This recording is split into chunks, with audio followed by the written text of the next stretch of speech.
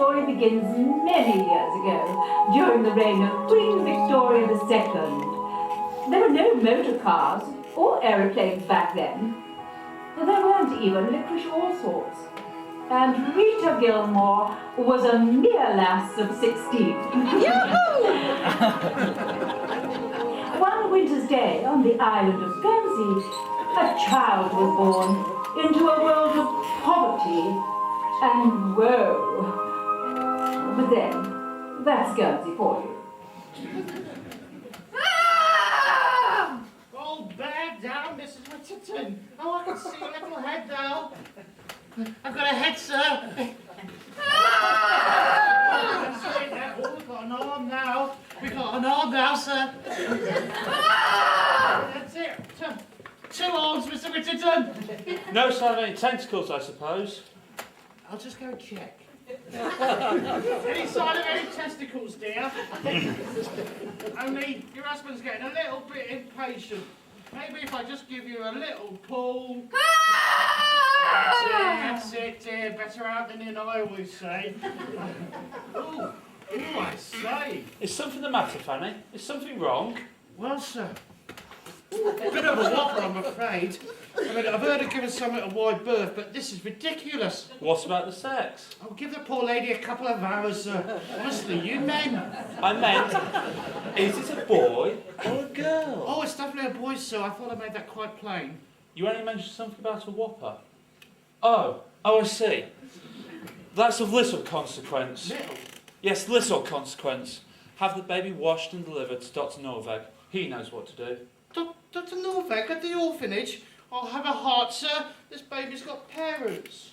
Not anymore, Fanny. Miss Whittington and I have debts enough without the burden of children. Oh, then at least give the poor boy a name, sir. You know, of all God's lowest creatures, they've all got that. I mean, how else would we know a maggot or a states member?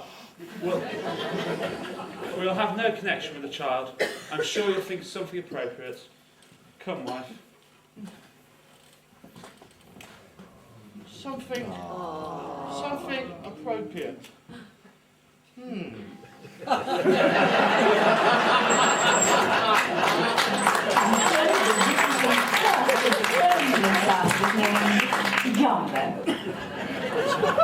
Jumbo Whittington. No, that can't be right. Who's been mucking about in my script? The child was named Richard. And although it saddened poor Fanny to comply with the wishes of the father, she knew that she could not raise a child on her own. And so the years passed by, and the baby grew into a boy. The boy into a slender youth.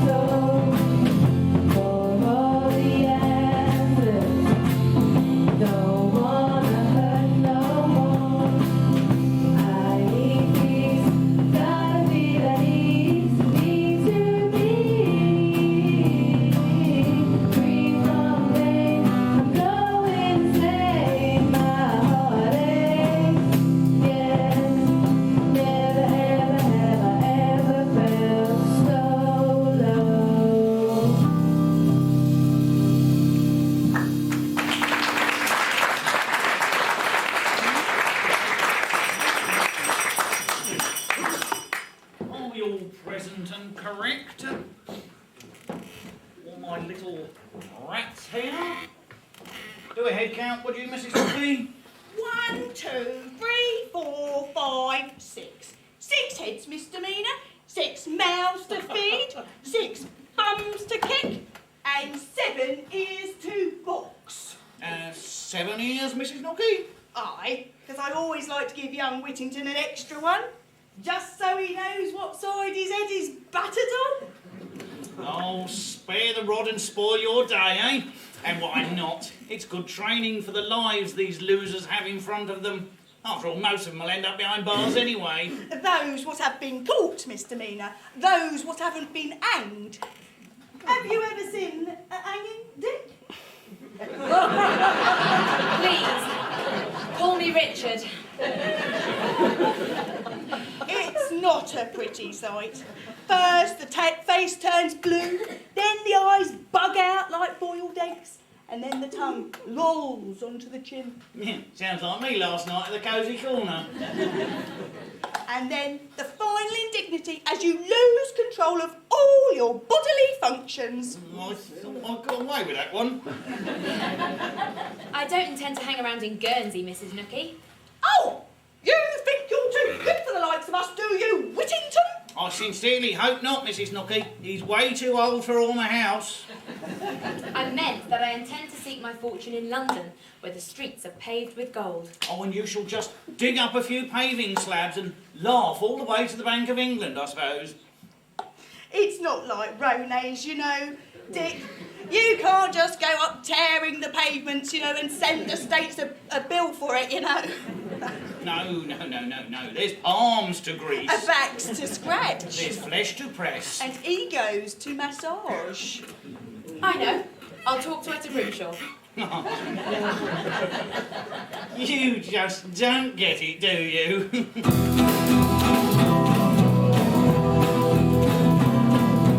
In this life, one thing counts, in the bank, large amounts. I'm afraid these don't grow on trees. You got to take a bucket or two. You've got to take a bucket or two. Oh, you've got to take a bucket or two. Large amounts don't grow on trees. You've got to take a bucket or two.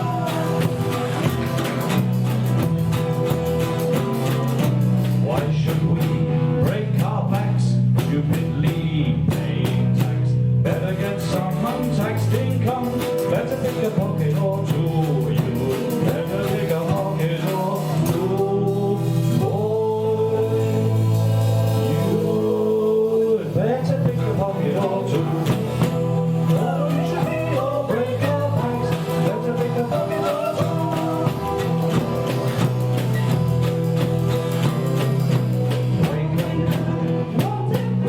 Gave away what he took. Charities find the right to find. Get out and take a pocket or two. Get out and take a pocket or two. Boys, get out and take a pocket or two. Was far too good. He had to take a pocket or two.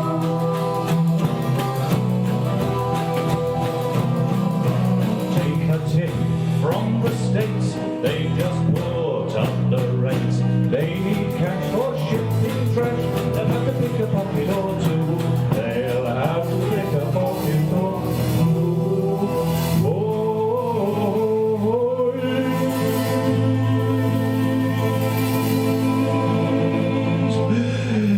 They'll have to pick a pocket or two. It'll be just like the States if we pick a pocket or two.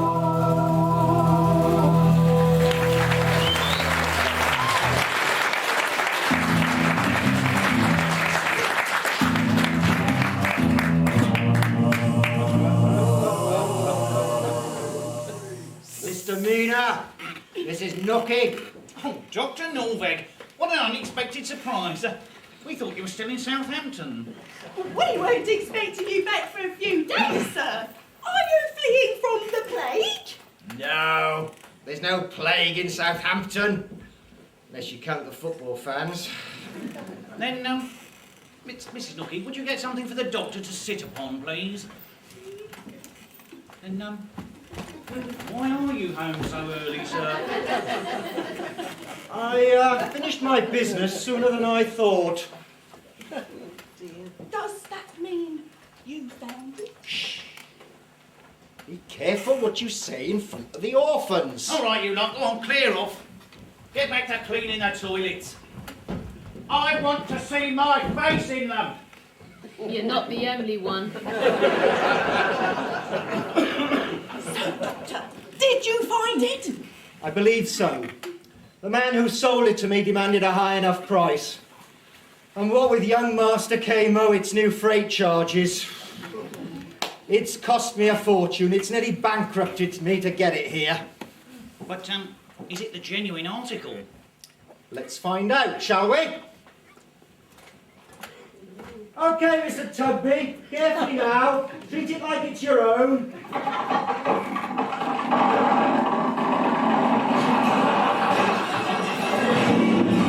Maybe you shouldn't have said that. It doesn't sound very happy.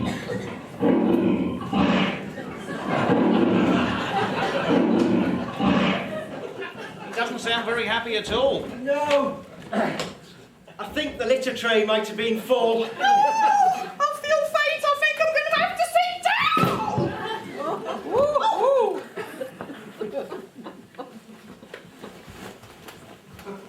Stand back. I'm opening the crate.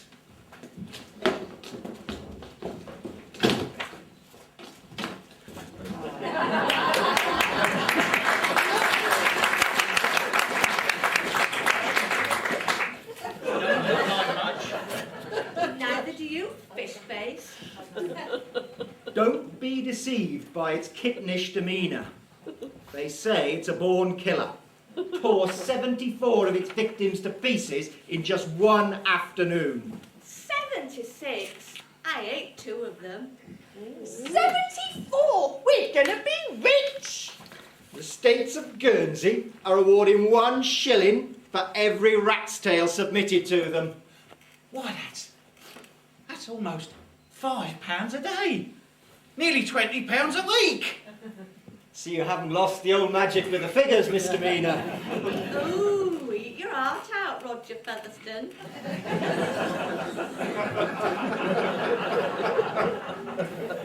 We could retire at last, move to Alderney and buy a little flat in Torgy. Anything is possible. Even castles in the air, Mrs. Nookie. We could get rid of these flaming orphans for a start. Chuck them in the sack and drown them just like rats.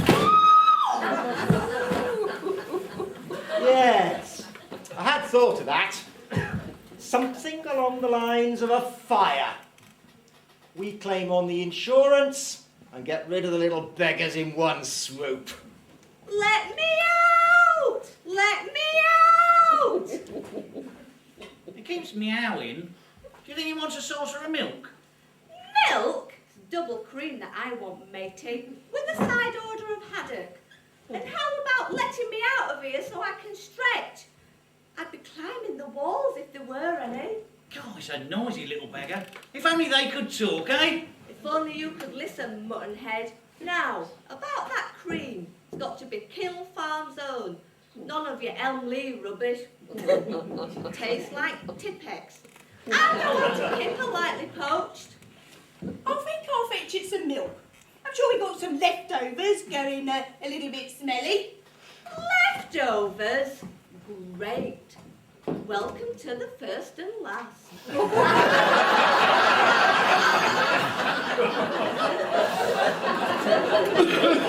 Be sure Mrs. Nookie doesn't feed it too much. We want to keep her lean and hungry for the hunt. I'll tell her right away, Doctor.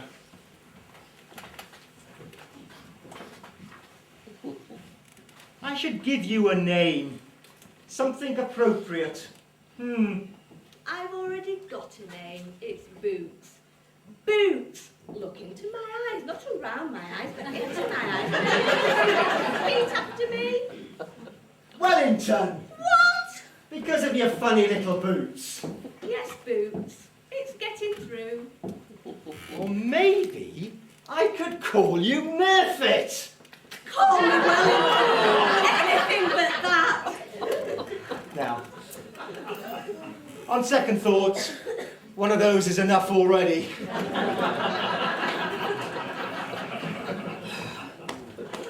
Where did you appear from? heard. I know, flaming Wellington. The cheek of it. I mean a cat that can talk. I must be dreaming.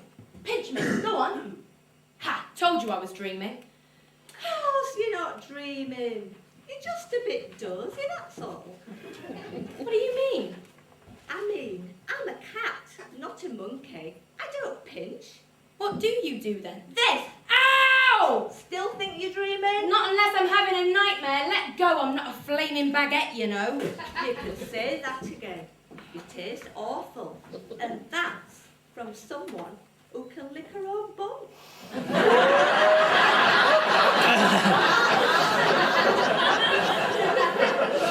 don't understand. How come the others couldn't hear you? Well, you've got the gift, haven't you? You must have inherited it from a witch. Most likely your mother. Was she a guardian? My parents were named Whittington. That's as much as I know about them. But I'll know more one day when I find them. Well, good luck to you, mate. But you're not going to find them in this place. Oh no, I'm off to London, where the streets are paved with gold. Oh, yes, and the big issue is printed on silver foil. I don't think so, mate. You could come with me. In fact, you must. Norberg will burn down the orphanage if you stay. Why should I trust you? I don't even know your name. And I just can't take off on a whim, you know. I have commitments. What commitments? Long-term job prospects. Catching rats for the rest of your life? I have my cuddly toy to consider. Who'll take care of Sir Norman? You can bring him with you. And I have this lovely cage to stay in, and a regular supply of leftovers to eat. How soon can we leave? Just as soon as I get this cage open.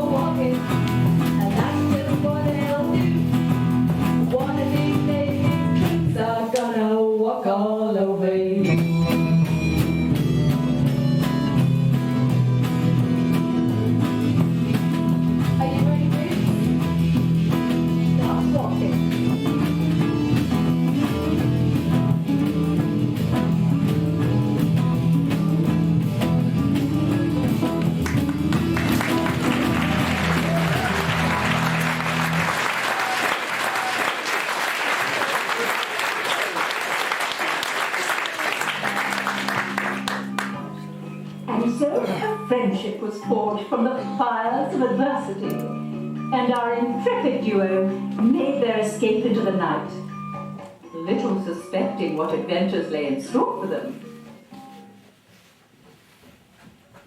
All right, you furry flea bag, what's your pleasure? Chateau Brienne, lobster thermidor, dust, or some of these mean leftovers? Oh, Doctor! Mr. Levi,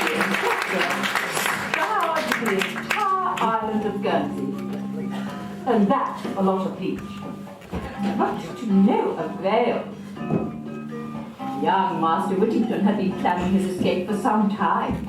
He knew that a cargo vessel was due to leave Guernsey later that night for the south coast of England, via the tiny and mysterious island of Alderney. All aboard! All aboard hemorrhoid ferries! Last call for passengers bound for the south coast of England by the tiny and mysterious island of Alderney. Please have your boarding cards ready and brace yourselves for a body search. I might even warm up my hands for you, young lady. I am travelling with my notes, monsieur. A search won't be necessary in our cases. A search in your cases is mandatory, monsieur. I may also check your hand luggage and the contents of your pockets. And if I don't like what I find, you may feel the cold hand of the law, and it will be wearing a rubber glove. Don't annoy the gentleman, Father. He's only doing his job. Why, thank you, miss. It's a thankless enough task, inconveniencing people you've known for years in the name of security, without suffering the slings and arrows of their outrageous scorn. But you can't be too careful in these troubled times. Why, only the other day, my own mother tried to sneak through with a pastry cutter in her knickers. Well, we're hardly likely to be carrying anything suspicious. I'll be the judge of that, Mr. Bennett. And this will be your daughter. Jordan. Jordan. Ooh. Jordan Bennett? That's right. I see. Now, you're not the same bloke who tried to claim a cheap ticket last week by saying that his name was Of Price. My passage is covered. I'm glad to hear it. Because we take a very dim view of that kind of thing round here. You'd better get a move on. That'll be the final call.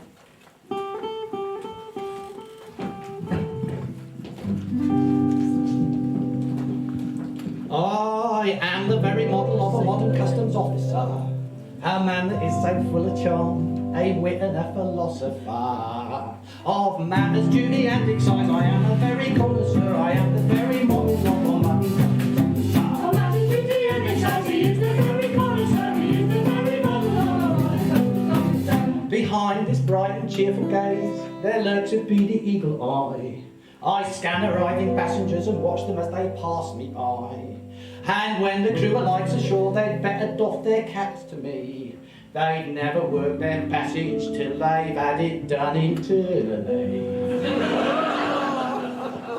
I've studied all the body parts, both secretive and cavitous. Some hardly hold a single piddle, others a double-deck bus. They've been employed, we've been decoyed, they think it's not so hazardous. How hard they try to sneak one by, but they have reckoned without us. Of matters, duty and design, I am a very connoisseur, I am the very model of a modern customs officer. Of matters, duty and design, he is the very connoisseur, he is the very model of a modern customs officer. When you go out upon your trips, I know you will return to me. Your duty-free allowance is of intimate concern to me. When it comes to smelling sweet, I'll tell you lest you should forget how many centilitres you can spray of your eau de toilette. I know how many fags you can bring past my customs barrier, and how much booze you each can cram inside your plastic carrier. Of manners, duty and excise, I am a very connoisseur, I am the very model.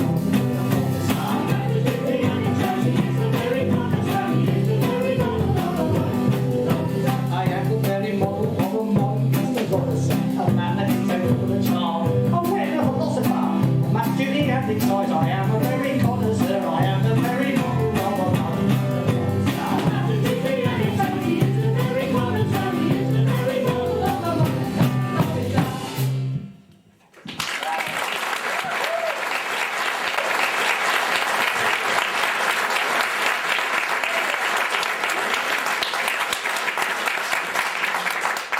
As they say, that's better out than in. But it's a tough job here on security. So I'd like all you kids out there, of all ages, to warn me if you see anything suspicious. Just shout out my name. Will you do that for me? Yeah. Don't forget my name. My name is Ben, OK? Ben Dover. I'm just going to read me paper now. Now keep your voice down. It's not my fault I didn't have enough money for a ticket for you. Just keep quiet and I'm going to smuggle you aboard, all right? What's going on? Have you seen something suspicious? Yeah. Where is it? Is it over there? I don't think so. Oh, yes, it is. Oh, no, it isn't. Oh, no, it isn't. Isn't.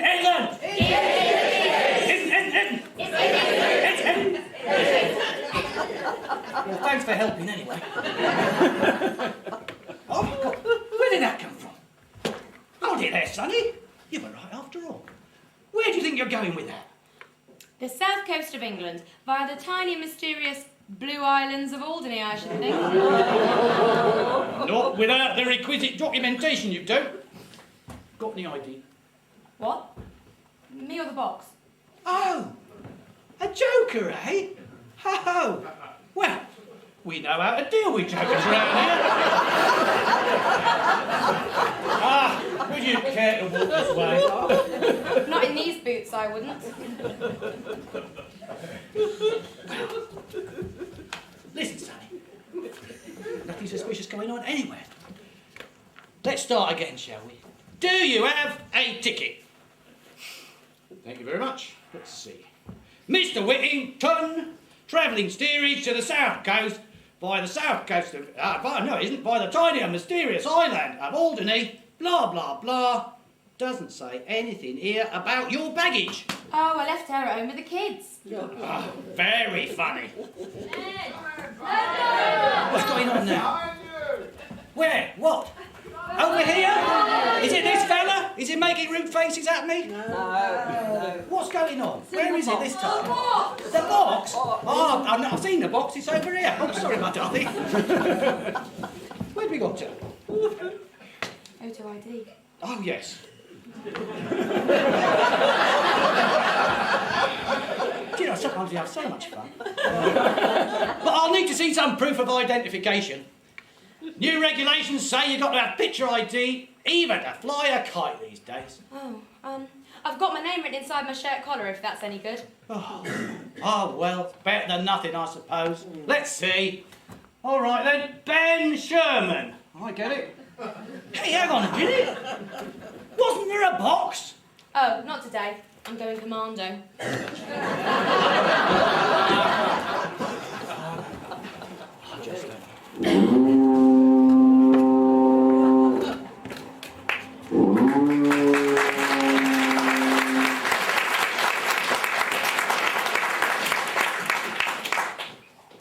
I saw what you were trying to do. I couldn't help myself. I'm glad you did. I thank you, and so does my box. I mean my cat. You have a cat in there. She's more than a cat. She's a magical feline, the scourge of all rats. And she can talk. My God, she can talk. My name's Jordan, by the way. I was named after a river. My name's Dick. I was probably named after a States member. But no one can be sure because my parents, they died when I was very young. Oh, but I know what it's like to lose a loved one. My mother died 5 years ago, and we make this pilgrimage to Guernsey every year to visit her grave. Did you say your cat can talk? Yes, but only to me. I have an ear for her tongue. You sound like my last boyfriend. Maybe I will be.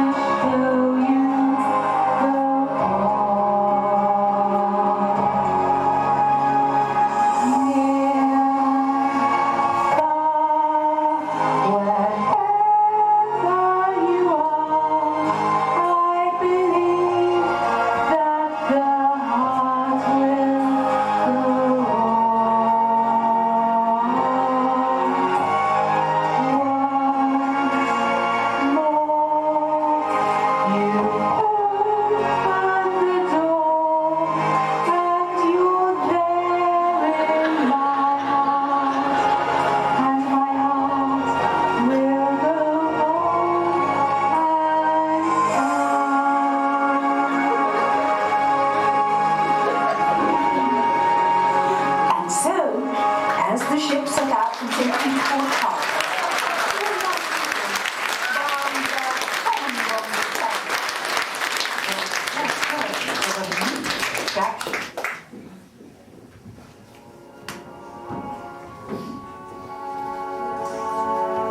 it is said that the tiny and mysterious island of Albany is an enchanted place.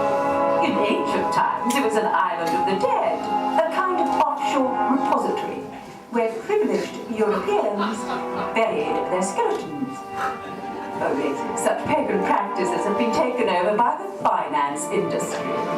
Oh, the days are long gone when the natives would paint themselves blue and dance naked in the grip of some frenzy, fueled by a dodgy mushroom omelette. You'll just have to wait for the next koi party.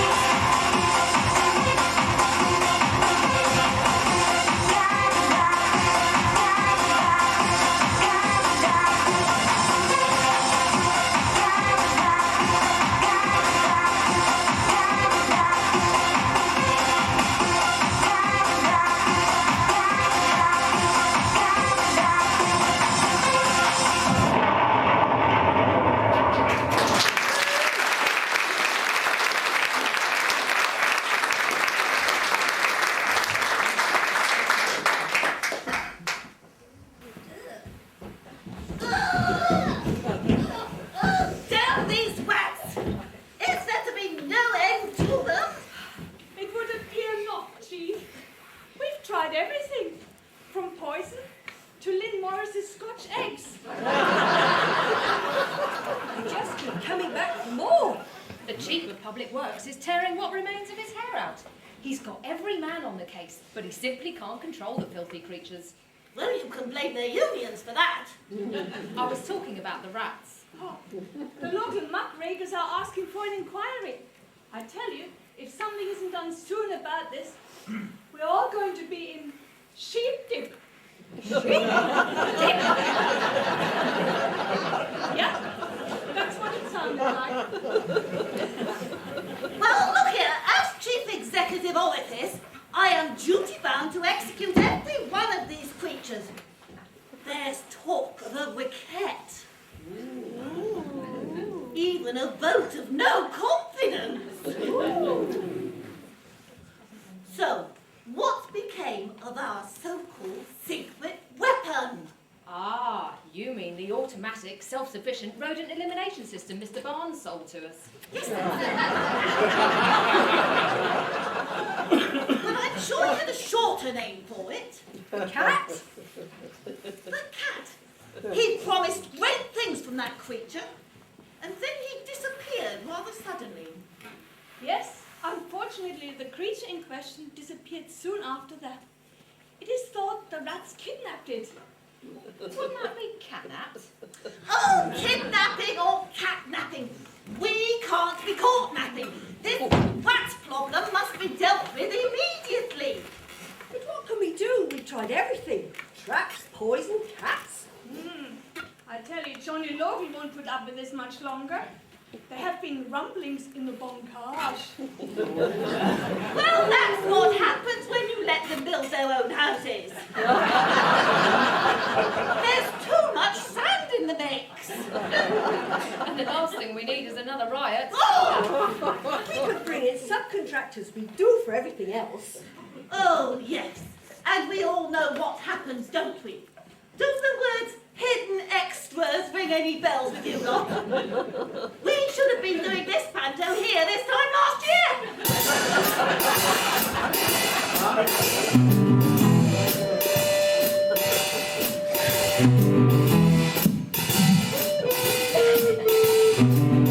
On January the 7th, 2006, we were waiting for elections. They were ready with their ticks. The president didn't want them, didn't need a change of air. So the chairman's still in place. He really doesn't care. There's a riot going on. There's a riot going on. There's a riot going on. In committee all the time. Just a few years ago, we had to revamp the island hall. They promised us that it would take no time at all. We now have posh loot and a new library. But Albany has no money because it's all gone to ABC. There's a riot going on. Oh, there's a riot going on. Yeah, there's a riot going on. We blame the planners every time. They're burning at being approved. It's also in Torchy, where they're planning on some houses with a nice view of the sea. The rats are in the offices, the rats are in the streets, the rats are in the state's chamber, but they're sitting on the seats. There's a riot going on. Yeah, there's a riot going on. There's a riot going on. And they just think they're doing fine. Got to toe the line. It happens all the time.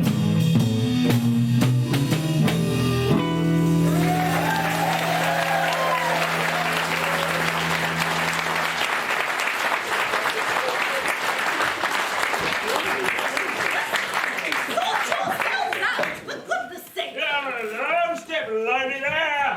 Turn me along. Let's see. This ain't a queue at Tesco's, you know. Oh, Constable Turner. What brings you here? Oh, awesome cart today, Chief. You've got a laugh in you. They had a prisoner to transport from the dock to the, dock. A prisoner. And what's he charged with? Oh, charged with? As we start, eh? Let's have a look. Oh, attempting to smuggle an unregistered animal onto the Highland. 9 years. Oh, very good stuff. Non-payment of a passage for said animal. 10 years. Attempting to bribe, yes, bribe, a state official in the course of his duties. Is that a crime?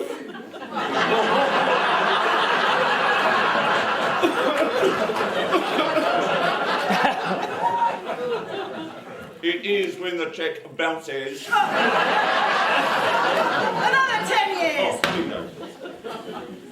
Wait a minute. Don't I get a lawyer or something? Oh dear, we got one of those what knows his rights. A troublemaker, eh? Another 10 years. What's the tally so far, Constable? That's 35 years with the VAT, Chief.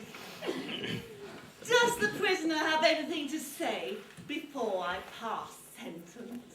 This is ridiculous. Oh, contempt of court, another 5 years. Take him away, officer. Just a minute. I have something to say.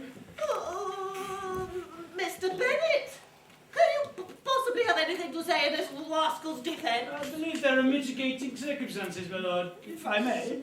Oh, go ahead, go ahead. I've known the accused for only a short time, but I was immediately impressed by the quality of his character and by the courtesy shown to my daughter. I was equally struck by his remarkable companion. As you are well aware, we are plagued by rats in every aspect of our lives. Even our ships are overrun with them, and our vessel was no exception. Yet, in the course of our short voyage from Guernsey, Mr. Whittington's cat eliminated all traces of vermin from on board. This little ball of fluff did that? Oh, pull the other one. I'll pull them both if you don't watch it, mate. There is little doubt in my mind that Master Whittington and his cat could be the answer to your prayers. Oh, what say you, Master Whittington? I'll let you know in 35 years, when I get out of jail. Sentence hasn't been passed yet. We could reserve judgment for the time being. It's up to you, Boots. What do you think? Just let me at him. All right, let's slip her leash, stand back, and whatever else you do, don't squeak.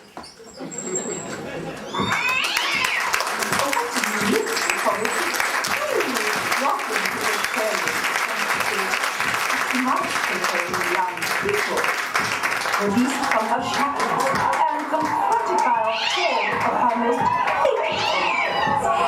The fierce little cat tore into them like a seagull big. Relaxed, soft, complacent, and off their guard. Didn't they, Whittington? No, not that one. Oh, sorry. And so the legend was born. Whittington and his remarkable cat.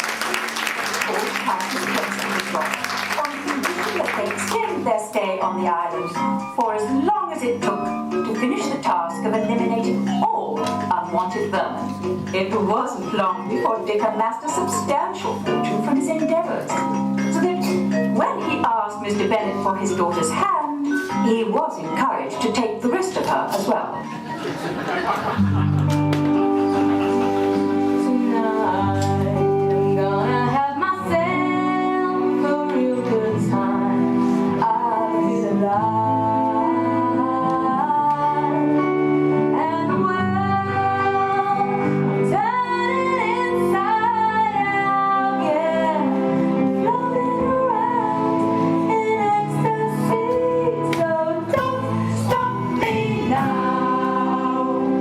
Don't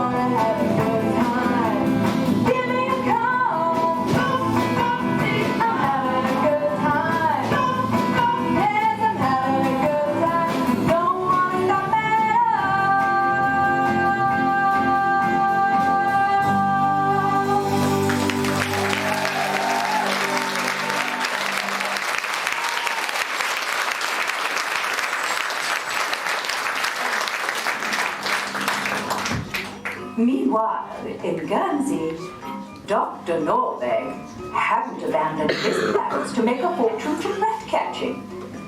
In fact, after losing his first cat, he bumped into a fellow named Barnes, who had recently left the island of Orkney in a great hurry, and just happened to possess a ferocious feline, which he was willing to sell on the spot.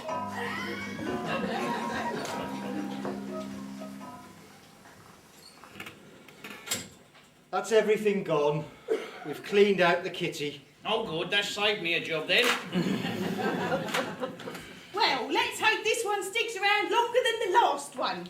Have no fear of that. I'll keep him on a very tight leash. You better. We're on our uppers. The orphans have been on half rations all week, and if I put any more rabbit droppings in the baked beans, they're going to start to notice. Oh, I did think they tasted a bit gritty. You won't have to worry about the orphans for much longer if this little beauty performs to order. Well, let's have a look at him then, shall we? Well, if you're sure you're ready, be warned though, it's nature. Red in tooth and claw. Oh, I think I'll better sit down. I'm not taking any chances. If it wants a piece of me, it's going to have to get past my stool first. Get me out of here! Stand back, I'm opening the cage.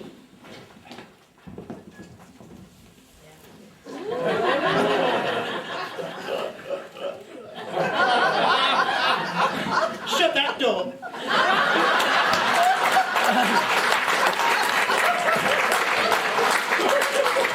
Oh, very Dave. Well, really, this place is worse than my dressing room. Do let me guess, are you Tranny or Susanna? He looks a bit ginger to me.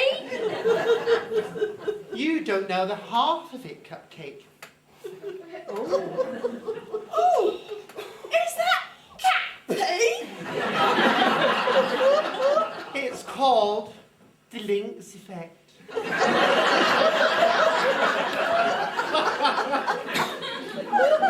He's a tomcat. They all spray like that to mark their territory. You'll have every other Tom in the area after you now.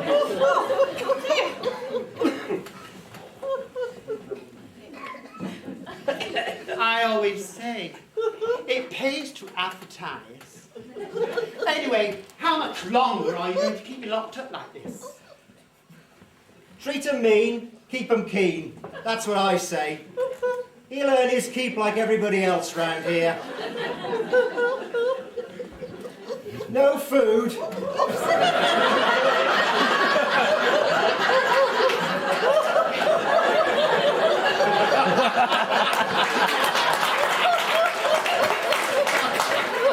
And no water until he's caught his first rat. And definitely no more drink. Rats. Oh no, you've got me all wrong. I'm a lover, not a fighter. Do these lips look as if they've ever had a rat between them before? Don't you go making your jokes up. Well, what am I going to do now? I'm supposed to be a house cat. I'm supposed to find a nice warm lap and curl up on it. I told you not to go making your own jokes up. 1, 2, break free. 1, 2, break free. 1, 2, break free for the first time. This time I know it's for me. I want to break free. God knows I want to break free. I'm in love.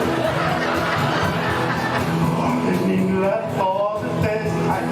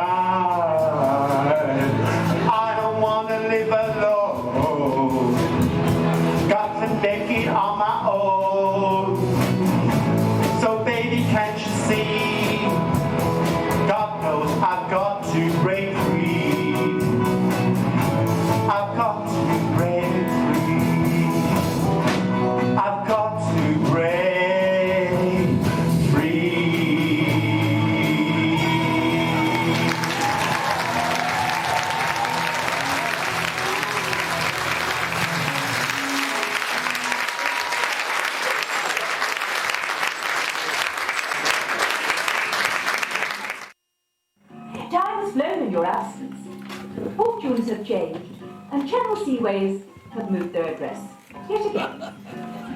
But my price has yet to buy a round of drinks. Who is this fellow on the stage? Fine boots. He looks familiar. When we last saw him, he looks more like Louis Jean than Louis XIV. And this handsome fellow who carries himself with the air of a man of substance. Would that be David Thornborough? And his good lady wife, let us listen in and find out. God bless Islands Insurance. There's nothing I like better than a fat cheque. Unless it's a skinny Latvian. That! Not while there's a needy present. Oh, I say, Mrs. Nookie, may I have the pleasure? Oh, you may, Mr. Mina, but let's have a dance first.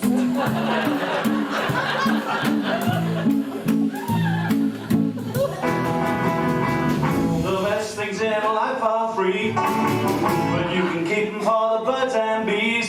Eat my money, what I want, that's what I want. That's what I want, that's what I want. Yeah, that's what I want. Money don't get everything, it's true. But what it don't get, I can't use. So I need money, that's what I want. Little money, that's what I want. That's what I want. Yeah, that's what I want. So give me money, that's what I want. A little money, that's what I want. That's what I want. That's what I want. A little money, that's what I want. That's what I want. Yeah, that's what I want. Loving gives me such a thrill, but your loving don't pay my bills. That's what I want. That's what I want. That's what I want. That's what I want. Yeah, that's what I want. So give me money. That's what I want. A little money. That's what I want. That's what I want. That's what I want. A little money. That's what I want. That's what I want. Yeah, that's what I want.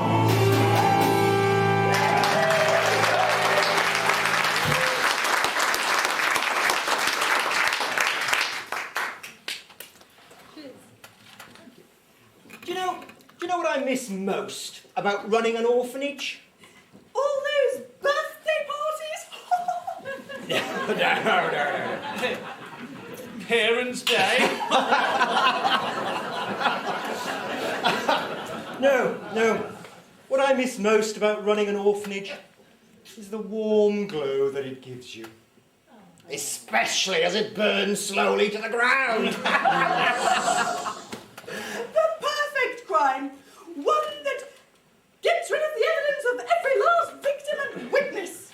Yes, and then pays out a handsome cheque to compensate us for our tragic loss. Not to mention the money that we save in burial fees. After all, what's left to bury? A few ounces of fat ash and some charred fragments of bone. No! Oh. Did you hear something then, Doctor? No? Sounded like that to me too. Yeah. Maybe it's the ghosts of all the little orphans.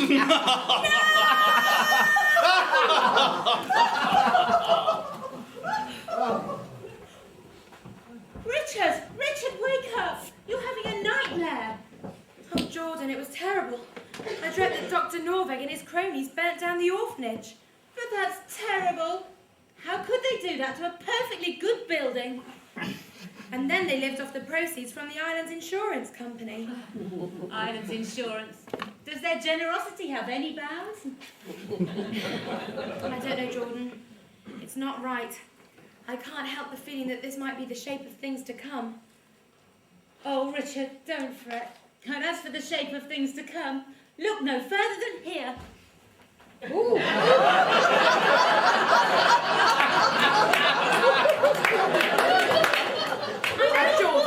I can hardly believe they're real. My tummy! Our baby is growing. In a few months' time, we'll be parents. A few months? But that's minutes in Panto time. I can't shake the feeling that I have to do something. Make a move. Oh, Richard, if you have to do that again, go down the hall. I can't be bothered to empty that pot again. I have to get up anyway to feed Boots her breakfast. I promised her an Indian. She'll be gagging for a sag.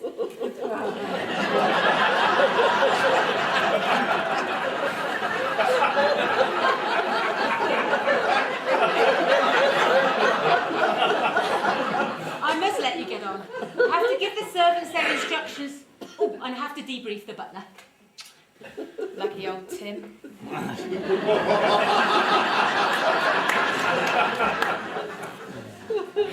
I don't know. I just don't know. What don't you know, Dick? Oh, hello, Boots. I was just thinking out loud. Remind me to give you a game of poker sometime. It all seems to have been too easy somehow. Here I am, halfway through the play, and I already seem to have everything I could possibly want. Good health and money, a good job, a beautiful wife. Am I missing anything? A certain cat, perhaps? Oh, Boots, I have you, my dearest friend, my constantest companion. Oh, such a way with words. I know. You could fix my Indian breakfast if you really wanted curry favour. That's exactly what I'll do. What'll it be today? Vindaloo? Madras? Sizzling shashlik? Maybe something a little drier. I know. Bombay duck. Bombay duck it is. Coming right up. Saucer of milk with that, madam? Nah. I'll have a pint of lager.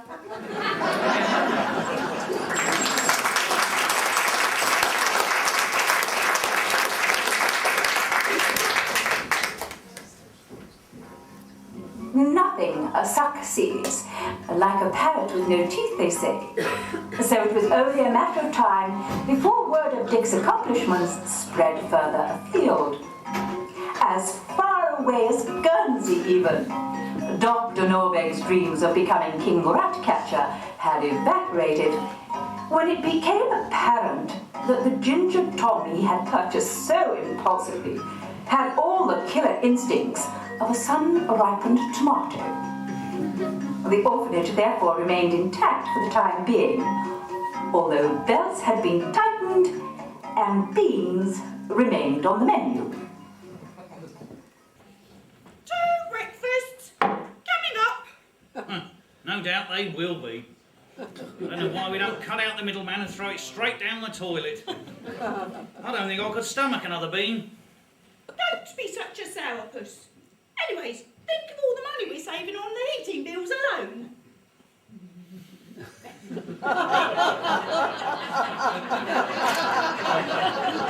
We've got it.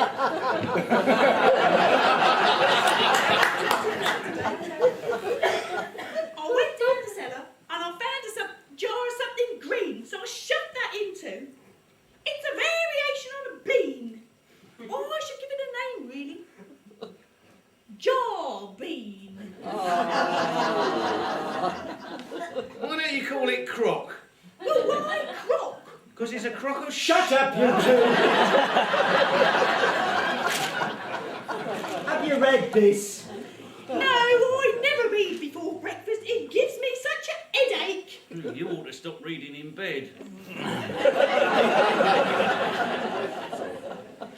It says here that a marvellous cat has single-handedly rid the tiny and mysterious island of Alderney of all vermin.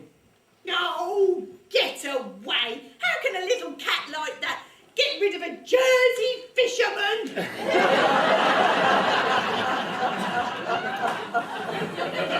What, our cat, you mean? So it would seem from the description, its owner is a Mr. Richard Don't call me Dick. Whittington. Whittington. So that's where he ended up. What else does it say? Mr. Whittington has made a considerable fortune from the States of Alderney in a very short time, but has produced remarkable results. The States of Guernsey are seeking his help in a related matter on our own island. Rats. Exactly. You know what this means, don't you? Did you keep the receipt? Of course. Received the sum of 12 shillings. For 2 thick crust pizzas with all the toppings. Walk that lot off, you fat plonkers, from Steve and Pauline at the Bellevue. Sorry, on receipt. Proof that the cat was bought and paid for by me. Then we're saved. We can take this to one of the no-win, no-fee lawyers and claim for all the damages. We can indeed. Strange. I had a dream last night about this very thing. I propose a toast. The shape of things to come. The shape of things to come.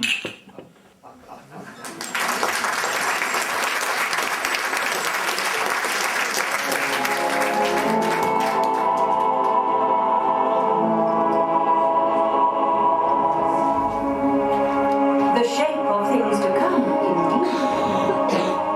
Funny, isn't it, how fortune favours the knave on occasion? Just when you think the happy endings are here to stay, something up and bites you on the bum. To cut a long story short, Norveg and his cronies found an ambulance chaser and took their case to Alderney, where they presented their evidence to the court.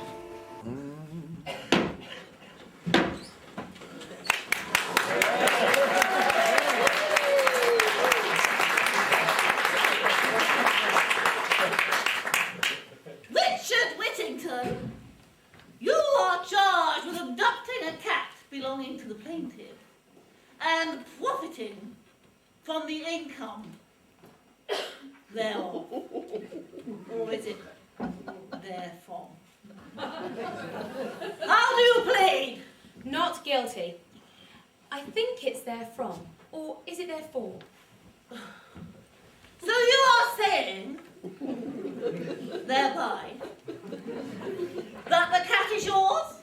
The cat, Boots, belongs to no man. She came with me of her own accord. How can you say that? It is a mere cat. It makes no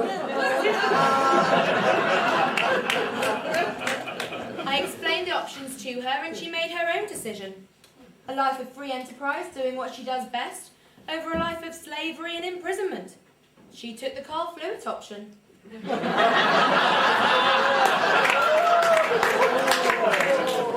And how did you explain this to her? Does the cat have your tongue? It's more a case of me having the cat's ear. We understand each other. Oh, it sounds more like a shaggy dog tail to me. The court finds you guilty, Mr. Whittington. The cat will be returned to its rightful owner, and you will repay every penny you have made from it to him.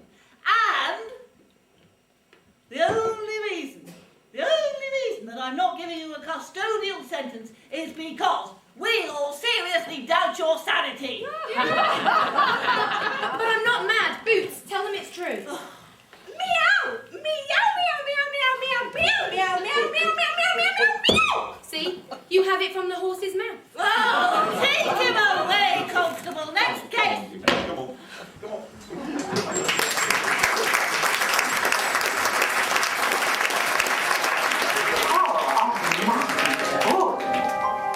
Overnight, Richard Whittington was reduced from hero to zero and found himself on the list of Alderney's social outcasts.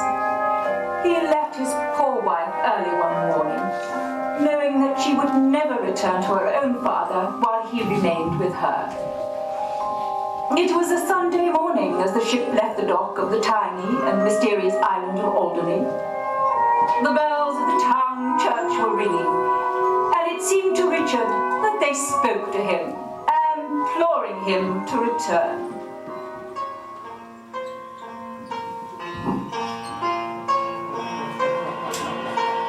Turn around.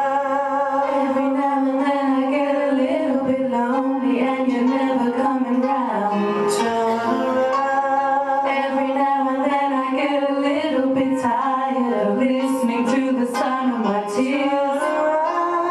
Every now and then I get a little bit nervous that the best of all the years have come by.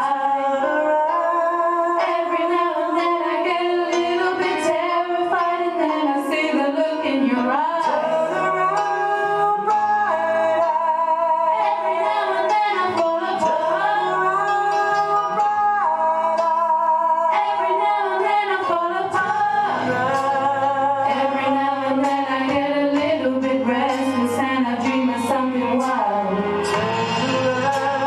Every now and then I get a little bit helpless and I'm lying like a child in your arms.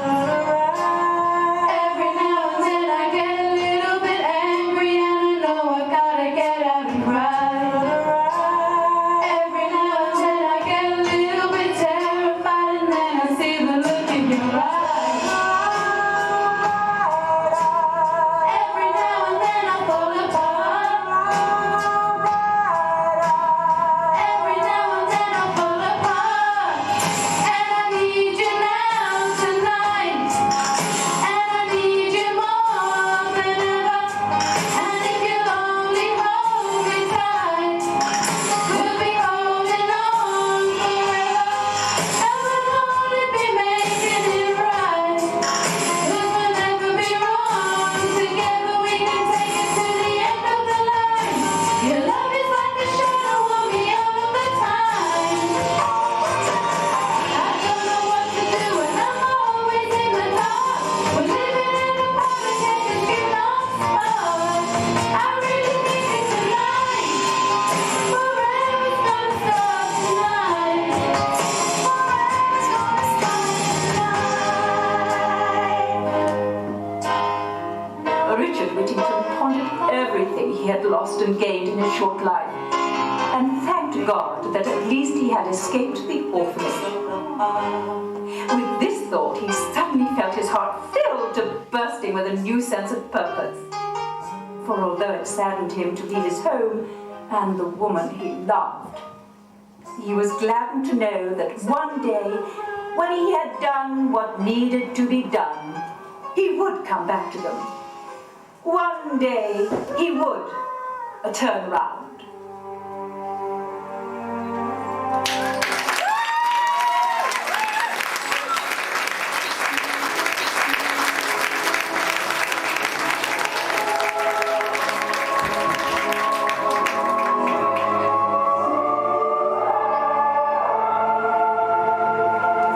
Among the down and outs of Guernsey, of which there are many, there is a tale which has survived down the years to the present day. It concerns a young man newly arrived among them who had no more than the clothes on his back and an annoying habit of slapping his thighs. One of these down and outs was a beggar who went by the name of Blind Jack, who led a gang of thieves on the Guernsey docks. And it was a brave or foolhardy soul who wandered into the precincts of the docks after sundown. I'll take all the tomatoes you can lay your thieving hands on, Jack. I can't sell enough of the flaming things. Exotic fruit for a Guernsey man, filthy Frida. A wise man would buy a vine or two and build a greenhouse or something. Nah, they're a flash in the pan. It's bananas are the market leader at the moment. You won't see the tomato ketchup. If you say so, Frida, just remember in future, when you need tomatoes, I'm your sauce. What's going over there? We found a spy in one of the containers.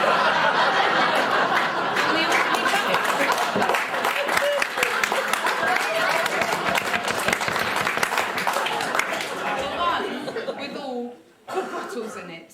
Great place to hide if you want to keep quiet. Well, what have you to say for yourself? I said, great place to hide if you want to keep... Quiet! I was talking to the prisoner. Where is he? Over here. Oh, right. Ah, what have you to say for yourself? I was asleep. Don't interrupt. I was talking to him. No, you were talking to me. I'm the prisoner. I was the one asleep in the bottle bank. Asleep in the bottle bank. Of course you were. Among all those lovely, soft, warm, cuddly bottles. Did you frisk him, Nobby? Yep, he's clean as a whistle. Give him a little blow then, eh? See if he plays a tune. Stop! I know him. Who the hell is that now? It's me, Martin. I joined the gang last month from the orphanage. That's right. I recognise you as well. So you escaped then? Yeah, most of the older lads and lads got out when Norvig was away in Alderney. Just the babes and children left. But what else could they do? What is this? Friends reunited? Did Cilla Black just walk in and say, surprise, surprise? Looks like Martin knows this Dick. How did you know my name? I don't. What is it? It's Dick Whittington. He escaped from the orphanage about a year ago. Whittington, you say? I knew a fellow named Whittington once. It was years ago. Still, it's not such an uncommon name, I suppose. It's not so common either. It could have been my father, or an uncle, a relative of mine. Tell me. No, now is not the time. If one of my eyes vouches for you, you can stay. Martin. Yes, Jack. It's your responsibility. Find him a place to bed down for the night. Come on, son, take it away. He can question me. Come on.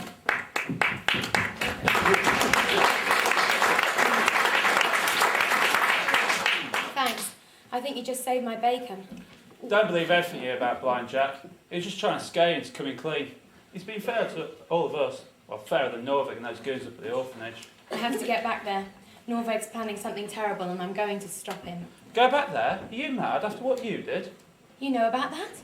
They stole his cat and his fortune. Aye, I read it in the Guernsey Press. I always read that, just for learning spelling mistakes. What you don't know is once he's made his fortune from the cat, he's going to burn down the orphanage. Well, from what I hear, that ain't going to happen too soon. The cat just hasn't been performing up to scratch. That sounds like the boots I know. She won't be forced into anything. What are you going to do? I don't have a plan, but that never stopped builders like Tickle Pink, and it won't stop me. I'll come back with you. You're going to need a hand. Thanks. You better get some sleep. Tomorrow's going to be a big day.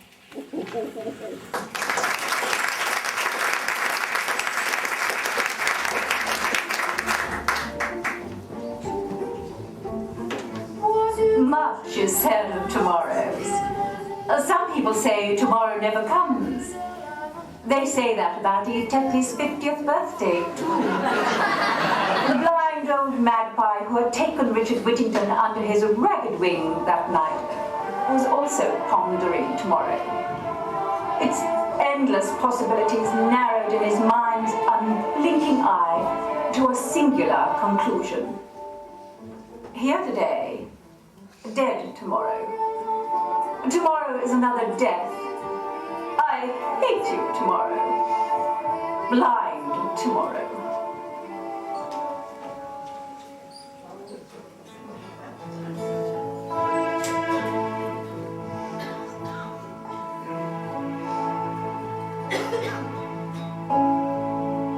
Midnight, not a sound from the pavement.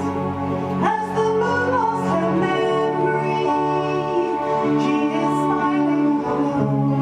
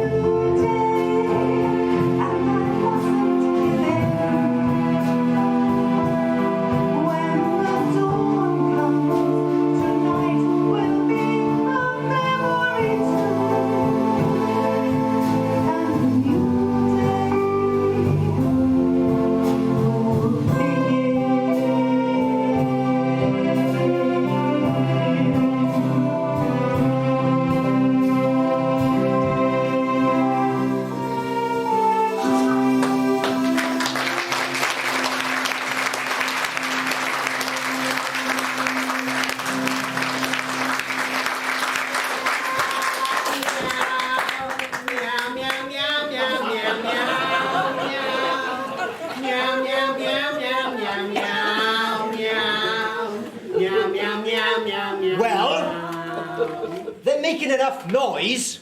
Do you think they finally did it? We were wailing. It's what cats do when they're frustrated. Frustrated?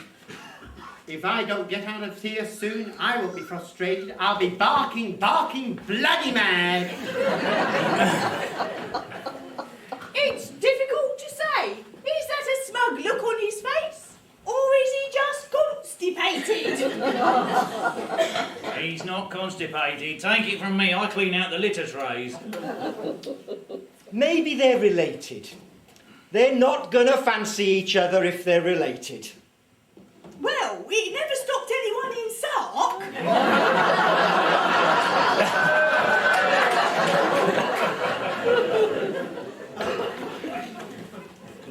There's a gold mine here. If we get kittens, and they inherit their mother's killer instincts, we could make millions. But what if they inherit their father's killer instinct? Then we take them down to the seaside and teach them to drown. Just imagine, though, a whole new generation of thoroughbred cats. You don't know the half it, so just imagine. Because you ain't going to get anything like I've got before, not while I've got a hole in my tights. I just don't understand why she won't hunt rats anymore. She got fat and lazy in Alderney. She'll soon regain her appetite when she's hungry enough. You cheeky devil. Who are you calling fat? And I'm not lazy. I'm on strike. Yes, it's a wildcat strike. We want better conditions. I'll just get that. Keep them covered, Nobby. It's for you, Doctor. Keep them covered, Nobby. If any of them makes a false move, give them both barrels. Right, boss. What do you want? If it's money, take it and go. Oh, I haven't come for money, Doctor. I've come for something far more precious than that. Oh, let me just fix more hair. I haven't come for that either. You don't remember me, do you? Remember you? I think I would if we'd ever met. Oh, I dare say you would. The years have taken their toll on the man you once stole from. I haven't always been blind, Jack. Oh, you're blind, Jack. Now we're in sheep dip. Yes, I know that name. You're a little far from home, aren't you, Jack? Don't you conduct most of your shady business down by the harbour? I don't think there's any need for you to call my business shady, Doctor. Come off it, Jack. Everybody knows you're shadier than an umbrella salesman. Not that there's actually anything wrong with being in a little bit of shade, of course. Nice cup of tea? And you say I stole from you? I'm a pillar of the community, respected for the good works I do amongst the poor and neglected children in my care. I'm no thief. A thief and a liar, sir. You stole my life. You stole my wife, my precious boy. There are no tears left in me. He's a cracked pot, Doctor. You never stole any man's wife. Granted, you took a few, but you had their permission. I gave you something several years ago, Doctor. A baby boy. Do you have any idea how many children have been given into my care over the years? I came back for him. Mere days later, my wife was distraught, desperate to have him back despite our reduced circumstances. And you told us here, in this very room, that he'd been adopted and taken away. No child's ever been adopted from our orphanage. I mean, who would have them? We only keep them because of the money from the state. Shut up, woman! My poor wife. It broke her heart. It broke her mind. She died in the asylum. Within the space of a month, I had lost my entire family for a few pennies. And do you know what I did then, Doctor? No, but I'm sure you're gonna tell us anyway. I cried. For days, weeks, months. And when I finished crying, I found that I was blind. You cried your eyes out.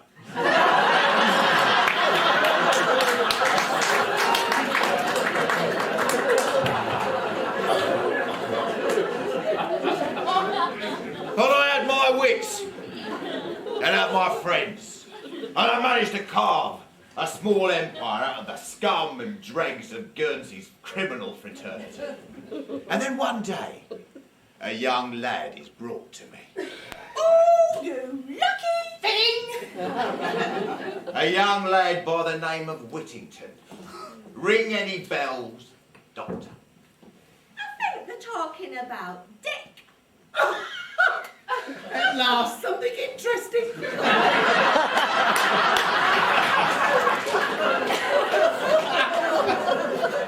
It's a marvellous story, Jack. One for the penny dreadfuls. Or maybe some idiot I'll turn it into a pantomime one day. Oh, I do hope so, Doctor. You see, I've already written the ending. It has a certain grim finality. Is it the one where I escape while you two are trying to outmince each other? No! It's the one where Freddie here ties you up and the old baggage while I finish my business with the good doctor. Oi! Not so much of the old, if you don't mind. What do you intend to do with me? Patience, Doctor. You'll spoil it for yourself. When you're finished with them, Freddie, release those cats. I can't stand the thought of an animal chained up. But how could you have known they were here? I may be blind, but I've always had exceptionally good hearing. Bring them to me, Freddie. There's something I must do before we leave.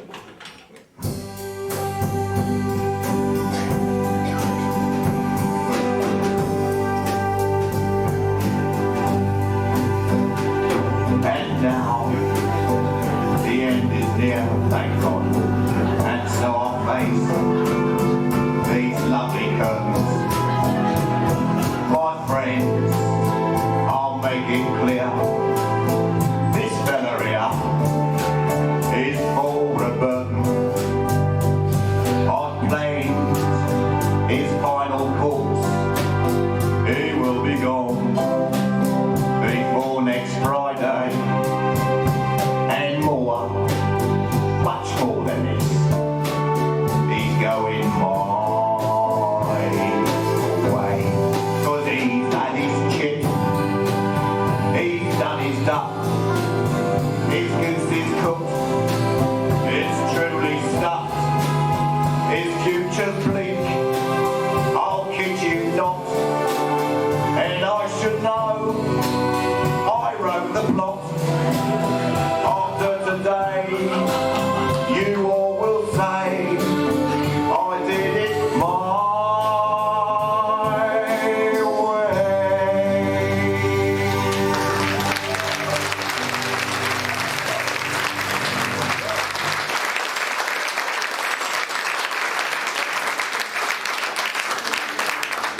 Blind Jack then did something so strange that hardly a person in the room who witnessed it could believe that he was sane. When it was done, he left with his henchman and took the doctor with him. Nobody knows how that story ended. We are nearing the end of our tale, so I will not linger on irrelevant details while the pubs are still on winter hours. When Richard Whittington arrived at the scene an hour later with his friend Martin, he was ready for a fight.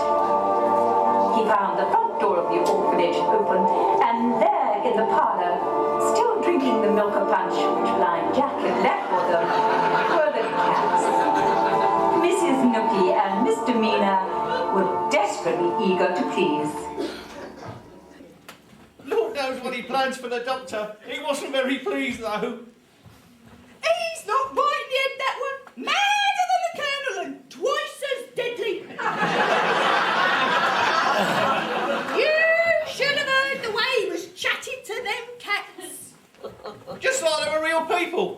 telling him he was your father. If he carries on like that, it won't just be your mother who dies in the nut house. What? Too much information in one go, don't you think? I think we better leave. Boots? Is it true? Boots? I'm afraid so, Richard. Blind Jack was your father. He told us everything. You mean? Yes, you didn't inherit your gift from your mother. Jack has it too. I've got to go and find him. No, he doesn't want that. He just wanted you to know that they came back for you all those years ago. But Norveg told them you were gone. Jack made Norveg sign these.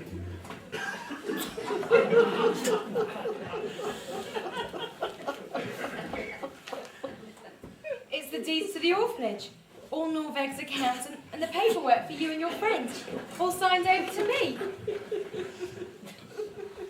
What are you going to do now?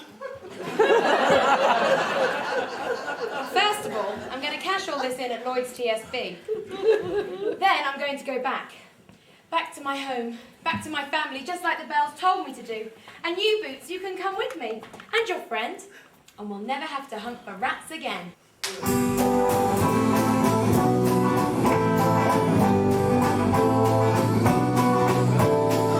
What's new, pussycat? Meow, meow, meow. What's new, pussycat? Meow, meow, meow.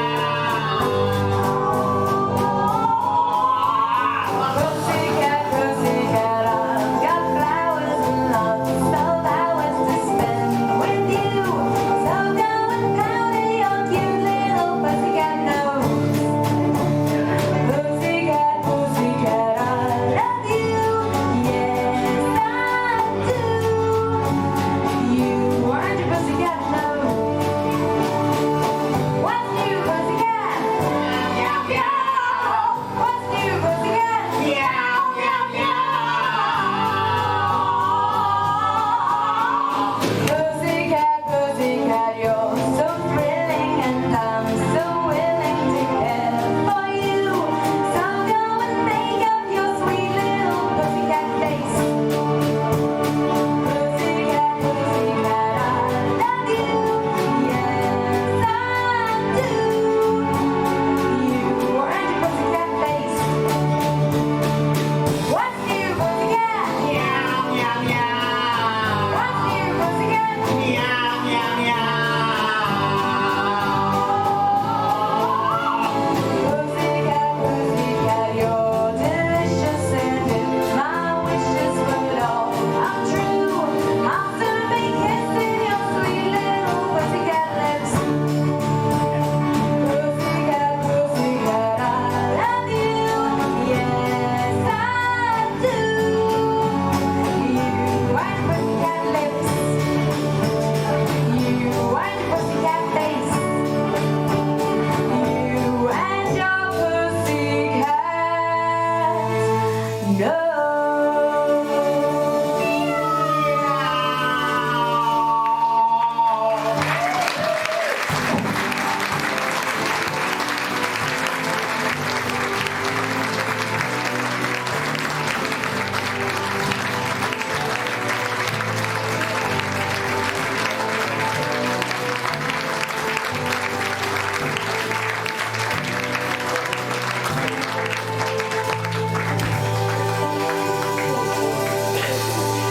And so they all lived happily ever after.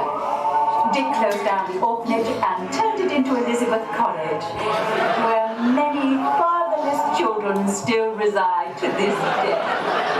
He was welcomed back to the bosom of his faithful daughter and almost immediately fathered 18 children, none of whom were named Dick. True to his word, he never made Boots hunt another rat, and she lived a long and happy life with her dear friend, Ginger Tom. Every home should have one. Investing his money wisely in the local property market, Dick became a wealthy philanderer, and everyone on Albany prospered,